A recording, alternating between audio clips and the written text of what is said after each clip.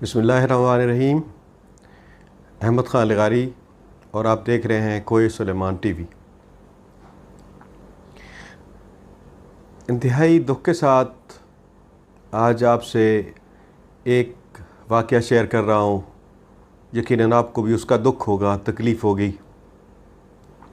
لیکن اس المناک سانحے کے سننے سے پہلے آپ سے پھر درخواست ہے کہ کوئے سلیمان ٹی وی کو سبسکرائب کریں، لائک کریں اور اپنے دوستوں کے ساتھ شیئر کریں تاکہ یہاں سے زیادہ آپ کو معلومات مل سکیں۔ ناظرین کرام، کراچی کے ایک بہت بڑے ادارے میڈیکل یونیورسٹی میں ایک نوجوان بچی نے خودکشی کر لی ہے۔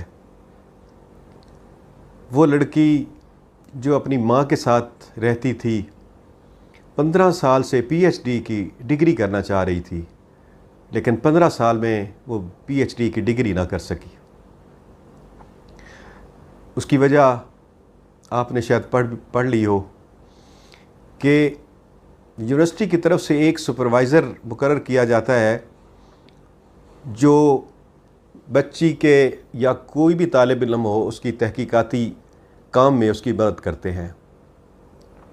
یہ انتہائی ذہین، قابل اور ہونہار بچی تھی جو 15 سال سے اپنے سپروائزر کے ظلم و ستم کا شکار تھی،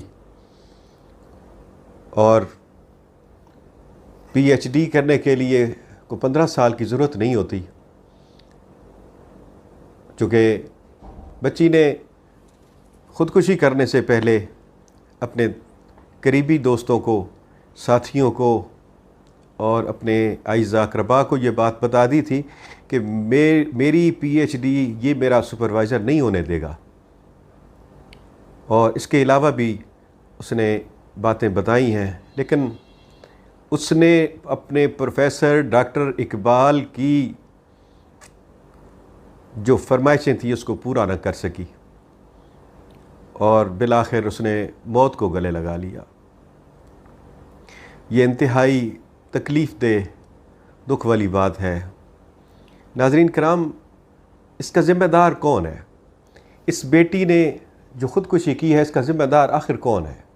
کیا وائس چانسلر ہے؟ کیا یونیورسٹی کا چانسلر ہے؟ یا پھر ریاست مدینہ کا سربراہ عمران خان ہے؟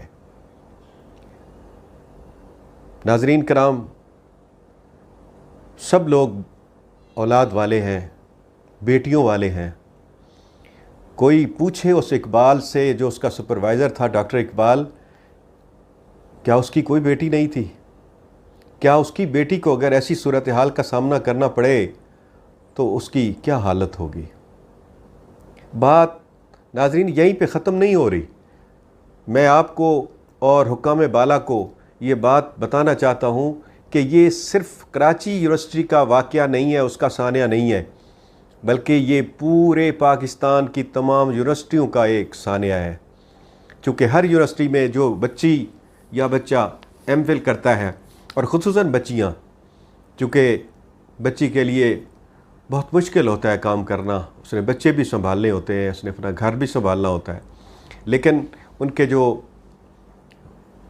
سپروائزر کے جو فرمائشیں ہوتی ہیں وہ بچیوں کے لیے پورا کرنا بہت مشکل ہوتا ہے۔ اگر وزیر اعظم چاہیں تو اس واقعے کی انکوائری کرائیں، اس میں جو بھی ملوث ہے اس کو گرفتار اور کارروائی کی سزا ملنی چاہیے۔